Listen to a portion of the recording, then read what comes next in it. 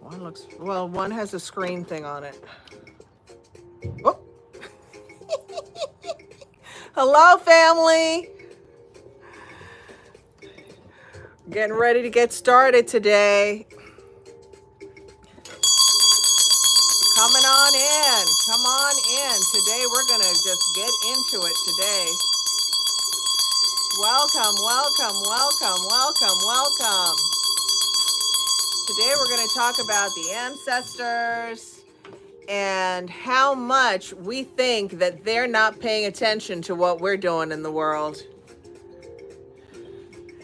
So we're here on Instagram and we're here on YouTube. Welcome, my family. I love you all. And, you know, today I wanted to share just a little quick tidbit while we're all coming in. Aboru, aboye, aboshishe. Welcome, welcome. So today I want to thank the customer that came in who I hadn't never met and was just so sweet and so loving, talking about how just getting to the store was a journey and came in a thunderstorm. I say thank you for that visit. But I just want to say that many of our forefathers went to botanicas, shopped in botanicas, and used spirituality to help themselves, help you, help their family, help babies to be born, people to be married, illnesses to go away.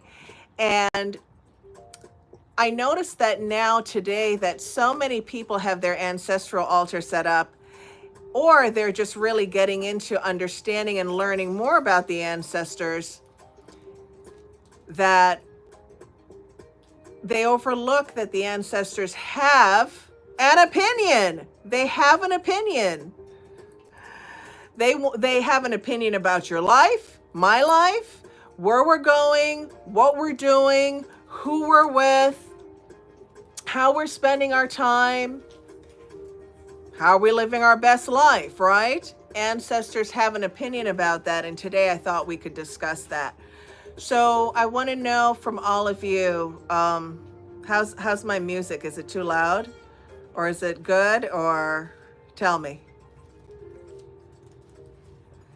Ooh, we have a request to be on the live with live.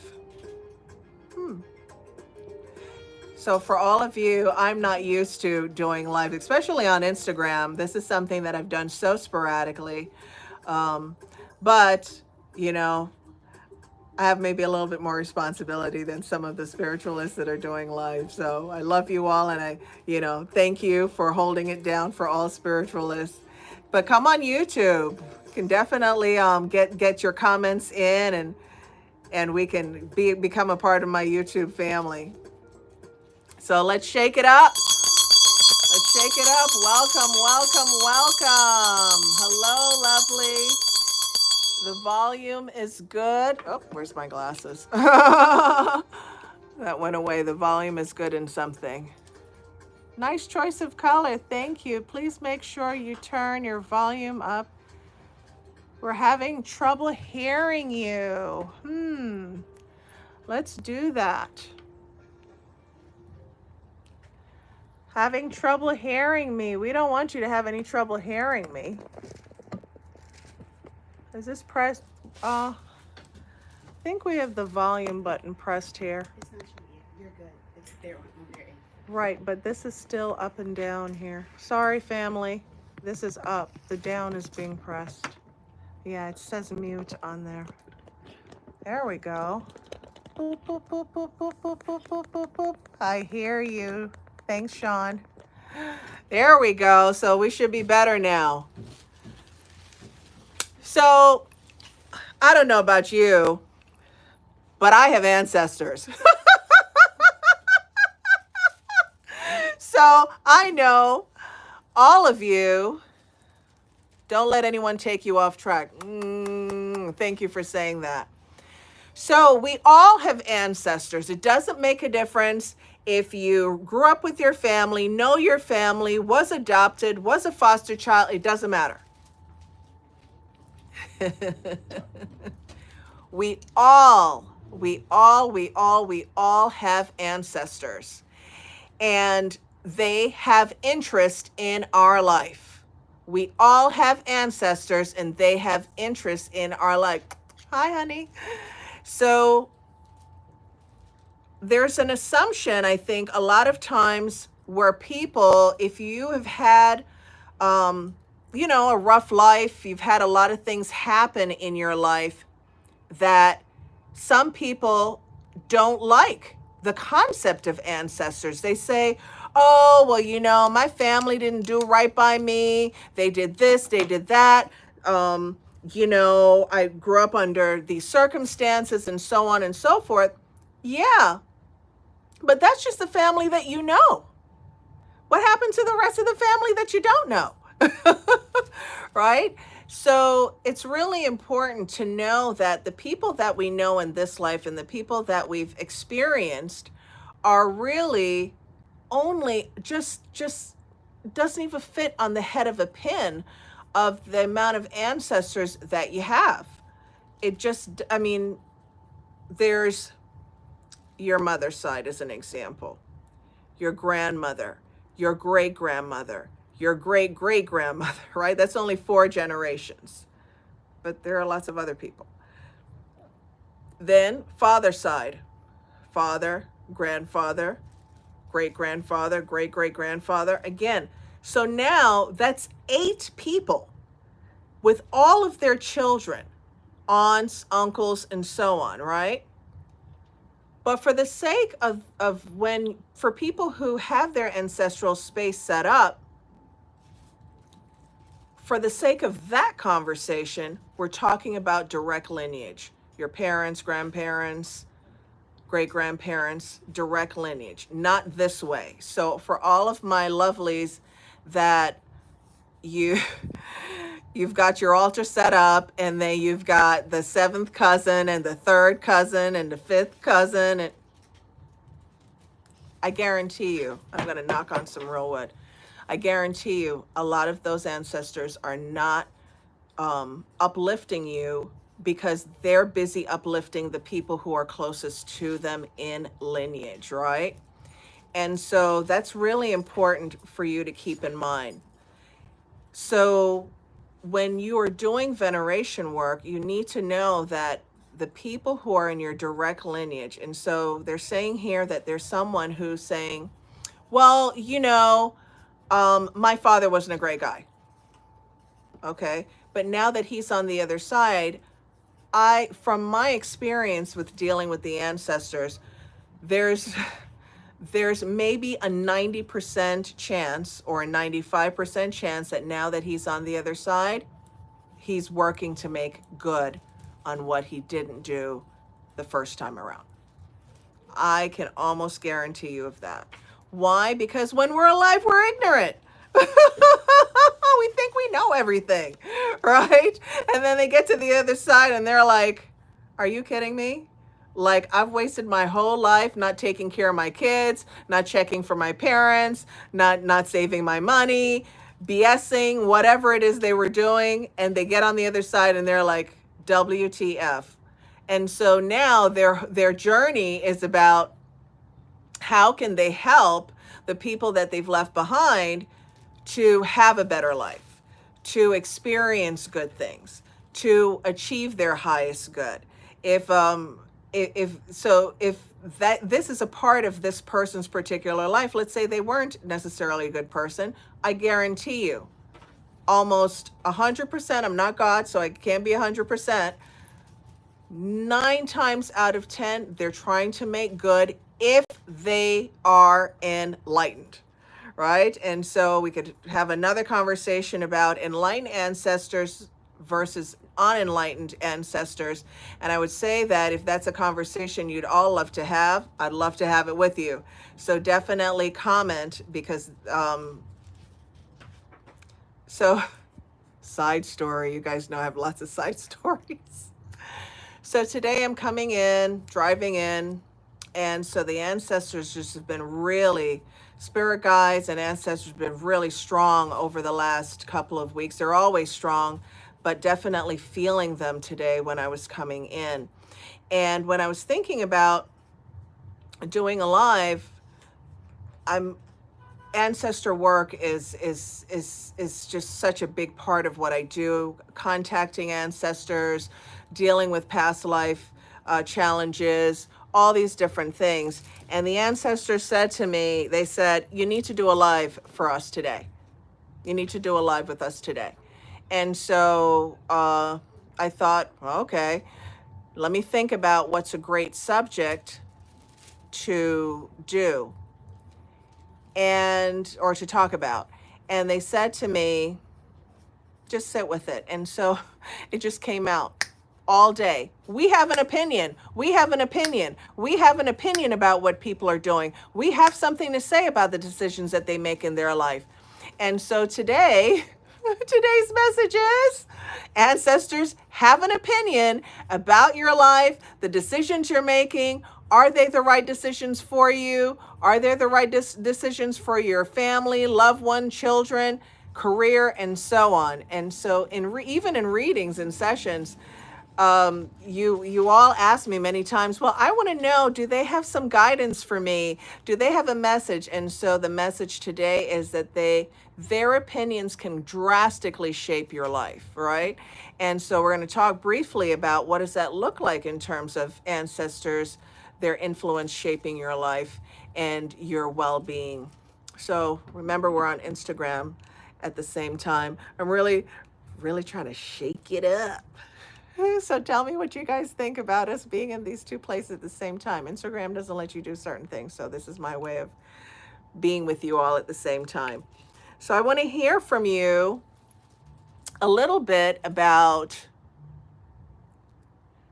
why do you think that the ancestors have an opinion about your life and what's going on with you? Tell me.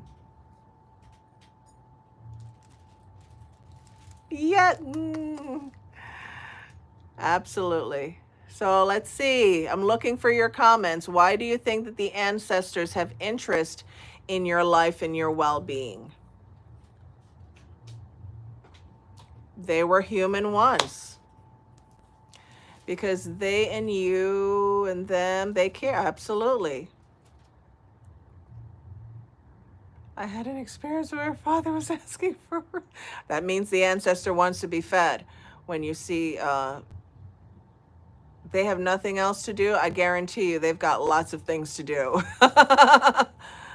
They see things the way that we've seen things. Absolutely. So these are different comments that people... We share a lot with them. We should expect them to respond. Absolutely. Because they have a spiritual connections with us.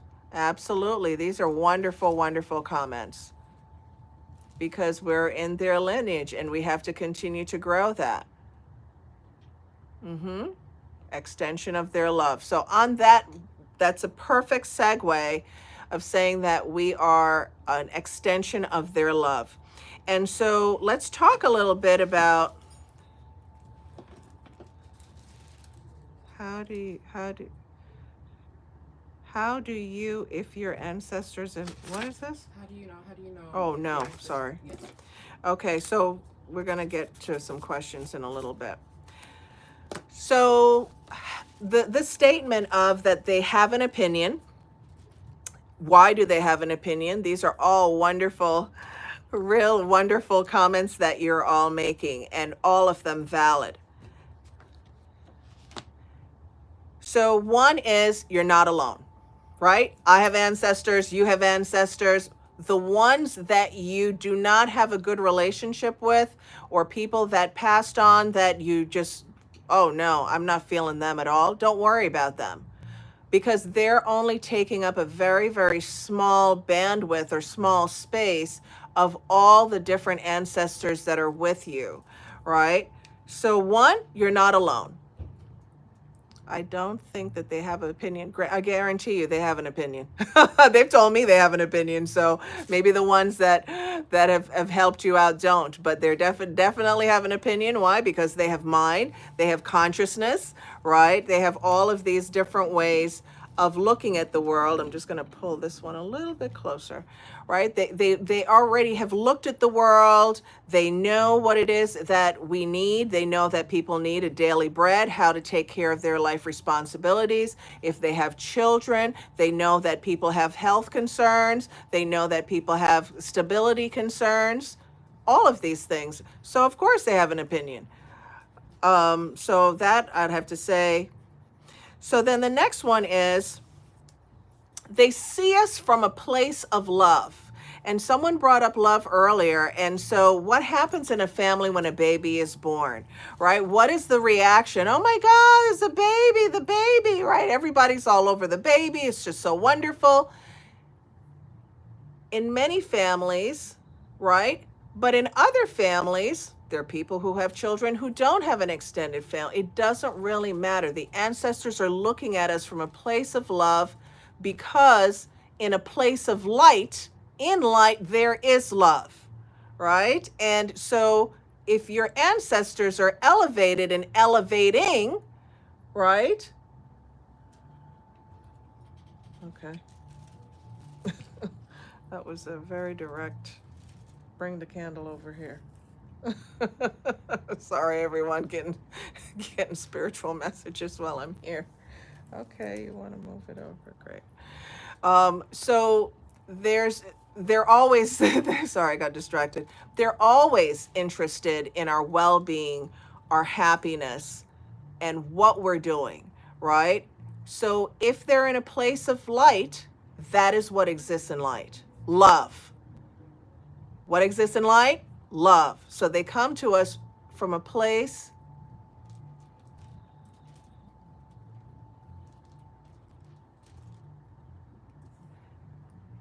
can that not move?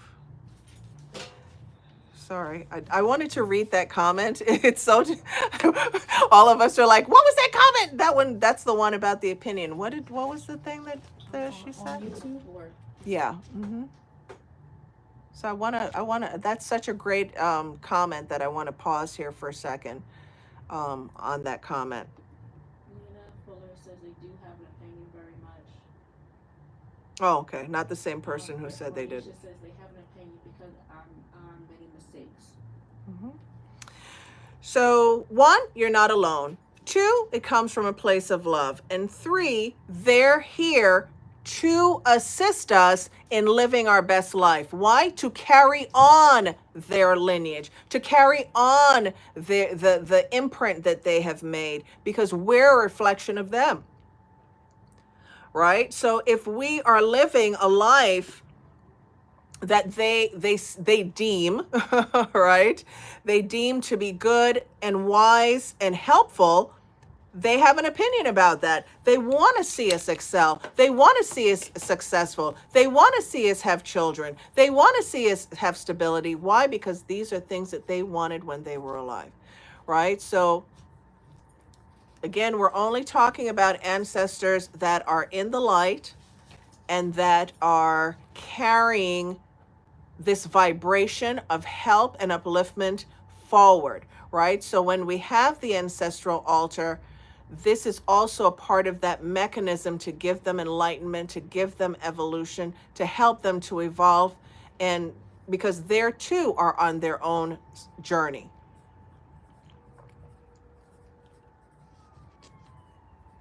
The ancestors wants us to use our gifts, right? Because some of those gifts have been passed down from one ancestor to another. And if you've watched any of my videos on the gifts, that your gifts are your blessing, many ancestors come forward. They're like, listen, you have a gift of gab. Go use it and make some money. You know how to dance. You know how to cook. You know how to do this. Listen, I don't care what it is, right? There are people who have the gift of doing nails, being a dentist, taking care of animals. I mean, the list goes on and on and on. Taking care of children, taking care of seniors, making money. Whatever your gift is, the ancestors want to see us use it and use it to our best good without taking away from someone else. Why? Because they're in the light plane. And in the light plane, there is no, I take from you to give to me. No, Everyone can have good. Everyone can have prosperity. Everyone can have happiness. Everyone can have abundance. And so remember that on this plane, in the material world, we're focused on having material things. But on the other side, they recognize the value of it, which is why they want to see us get more, right? Let's say that one last. So I wanted to take a minute to answer a few questions and check in with you all. I'm going to keep this one. Can the ancestor, oh, this is such a great question. Oh, this is such a great question because it's happened to many people. And I'm sure it's maybe happened to me too. The question's from Celestine. Can ancestors sabotage you if they do not like you? Yes. But, I want to say yes, but.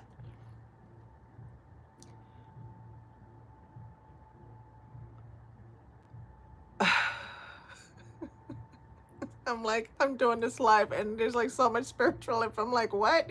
Having a conversation. So, for you very specifically, if you knew the person before they passed on and they have not passed on for very long, the chances of you mixing that together is very high. Why? Because when people first pass away, they're not as strong as if they were passed away for a very long time energetically to impress something on your life.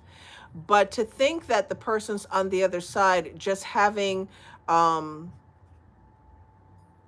just like having bad thoughts towards you, yes, that is possible. Anything's possible, right? Anything's possible.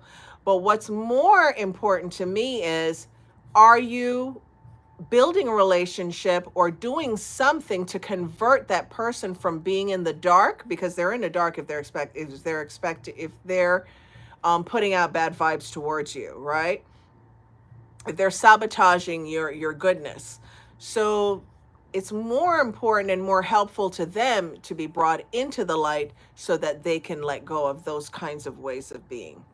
But that's a great question, and the answer is yes. Okay, so we've got Lena's comment. We answered that one already.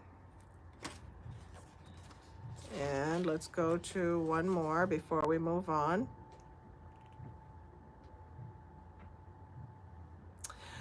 Okay, we're kind of going on to the personal candle thing. So we've got Golden asking a question. What is your interpretation of an ancestor turning a candle off on your altar? So we want to try to keep these questions more focused on them, which is good. So ancestor turning a candle off at the altar, I mean, that could be a lot of different reasons. And, I want to be clear when we talk about ancestor, it's at the altar. It's not one person coming to get light, food, prayers. Could be 10 people, could be 20 people, could be 30 people, depending on your family, depending on how enlightened you are, depending on how enlightened they are, right? So what do I think about one of them turning the candle off? I don't think anything. I think that if you first of all, if you watch my mistakes video, and if you're on Instagram or not on our YouTube channel, definitely please join us. But I did a video on ancestor altar mistakes and ancestor altar must-haves. So if there's a mistake candle on their altar for money, hexing, go away evil, whatever, that's not for them. They're going to turn it off. They're not interested in that. They're interested in white light. And for more advanced people, then more advanced people know about things that they can add to their altar that is not just maybe a white candle. So there are lots of different reasons why they can turn it off. They could also turn it off because they don't agree with whatever this is. What you're asking for and what the candle does, they don't go together. I was going to... So like this is a money drawing candle, right? This doesn't go on your ancestor altar. right? So if it depends on what you're doing and what you're asking for, that can also dictate them turning it off. Remember, things happened as well. Candle, I don't know if there's something wrong with the candle, but yes, they can turn it off, and it can be because they don't want it. I love this name, keeping up with tea. um Sorry to hear that. So question is, I just lost my father-in-law. How long does it take to be an active ancestor? Well, in my community and in my teaching, I say a year. You need to give them a year cycle, right? Because they have things to do. They've got their own work to do. They're on their journey, right? It's kind of like going to China. Well, that's on the other side, and I've never been there. Got to figure out how to get there, right? So they've got to go through their process. However, if you're newlywed or have been married for a very long time, or well, however this person is a father-in-law, it doesn't mean that they need to be on your altar. It means it needs to be on the altar of the person whose father it is.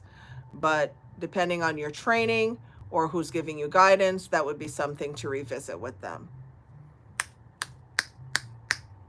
Not you. Sorry, not you. Okay, so we're going to move on to one more before we close this out for today and see if there are any more questions that people have. Let's put our glasses on. And I would also say, for those of you who do have ancestor spaces up, I think what would be a great, and if you could make a note for me, is about what people go on the altar. That'd be a great one to revisit. How do we know if a particular ancestor reincarnated or not? Can we still venerate them? My love. So reincarnated, it will take them easily a good 50 years. And sometimes in different African practices, they believe that a person who's just passes then gets reincarnated into the next child that is born. I would have to say that if you're not in those practices and in those traditions, people don't usually reincarnate that quickly. Why? Because the spirit has to transform itself to get to a level of incarnation, right? So I don't know if that's something that you would see in your lifetime, but again, I'm not God and I'm not dead. But in my training and my experience and my many conversations, haven't broached that one yet. But it's a great question.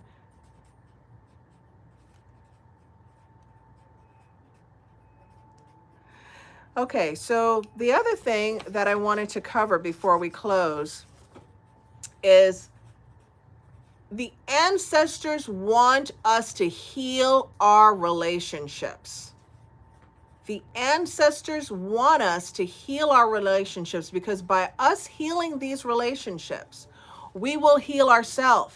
There's some families that people repetitively are having over and over different kinds of health ailments. They want to see those end. And so if we're not getting enough healing within the family dynamic, then this is how these things get perpetuated. They're families who the people are just passing away. The family line is just imploding, is just dying off. Or people not having children, a whole family. I have a family that I'm dealing with right now. It's 2 grown sisters and a brother that one parent has, but the grandparent had 2 children. One child has 2 children because from their partner, and this other child, all the children have no children whatsoever. And so there's like slowly an implosion of the family line, because there's not enough people to have more babies to carry this lineage on. We could call that a generational pattern, generational curse, whole nother life. We've done a few of those, be happy to do some more. But this idea of them wanting us to heal Heal our heart, heal our mind, let go of family patterns that are problematic. Um, just kind of saying, okay, can't change that. Let's just move on, right? They want us to heal because, again, it stops all of anything that is negative within the lineage, but also within your life. Because the more that you're good, they're good. The more enlivened your life is the more enlivened they are, right? So we have two more questions before we close. And so, okay, I'm getting very, very clear instructions. Okay, so before I read these two last questions, there's some instructions for all of you who are on this live. And between now, this is a message for everyone, between now and the end of the year, all of you need to go to a place of worship that fits into your family lineage and make an offering. So what does that mean? It doesn't mean you need to go to church. If you're really against that, it means you could make a donation to the church. It means you could go take a vase of flowers outside the church, right? I've done all different kinds of things outside of churches when I travel. So they're saying everyone here on this call, on this live today, they're saying do that for your ancestors so that they see you do something like that, because there's been a lot of talk about people not learning some of the disciplines or learning some of the things that their ancestors taught while they were alive. And so this is a way to connect, and this is a whole nother life, because they're talking about structure and how to tap into the ancestors more, and that there are times where people have altars up, but they really are not tapping into anything that their ancestors really enjoyed and venerated when they were alive. So they're just saying, everyone, please, between now and the end of the year, go to one place that you know fits into your lineage. So let's say your family was Baptist. If you want to go to a Baptist church, or if you want to give an offering to one, or if you want to go help, like they have churches that have food kitchens, or they serve food, or they give out clothes, you can just go do that. You don't even have to participate in a service per se, right? That was a very direct message. All right, so the next one from Earth Magic: is it okay to show your altar on social media? That's a personal thing. I think that it's a personal thing, but I think you need to kind of think about, what's the purpose of doing that? What do you hope to get out of that? Is it attention? What is the purpose of that? If you told me, oh, well, I'm showing them because I'm charging people for a class, okay. But I would say you need to kind of look at what your motivations are for doing that. So then we've got, I love that name, Looky Here. I love that. Okay, question: will ancestors not communicate or give signs if you are having a hard time with their death? Will they not communicate? They're not supposed to communicate when they first pass. If the person is grieving. If the person is grieving after someone passes, will the ancestors not communicate? If somebody passes in my family, Right. and I'm grieving and I'm having a hard time, Right. will that person not speak to me because of my own No. grief? So this is really kind of a nice point. The word grieving, we really need to keep track of that word, right? So that we can have a bigger conversation about, what does grieving look like when people pass on. This is something that has come up so much in the work that I do, about how the ancestors really receive grieving, and they appreciate it. But I have to say, when people first pass, they need to know that you're okay so that they can continue to evolve. They need to know that you're okay and that you will be okay for them to evolve well, right? And so that's really, really important. And it's something that I really learned over all these years of doing this work. And I really appreciate it because when my own grandparents and family members have passed on, it has been so much easier to love them and to take care of them and to look out for them and to do things for them because I know they didn't go anywhere. I just kind of left the body, but I can still call on them, and so can you. Is that it? Yeah, there's more. Okay, so thank you, my family. I hope that today was really helpful. It kind of cracked the egg on, do ancestors have an opinion? And, now hopefully all of you can be even more thoughtful in your life. Some of the things and decisions that you may choose to make, you may think about, how is this going to impact me? How is it going to impact my family line, the young people? If my ancestors were standing here and they were going to chime in, what could they say that would either be helpful and uplifting to me or not, right? So I hope that today was good. I so appreciate all of you joining, and I look out for more comments from you, more ideas about lives, because talking about the ancestors, I could do that all day, every day. And love talking about spirit, ancestors, love talking about Orisha too. And see you soon. Love you all. Be well and be blessed. Ashe, ashe, ashe.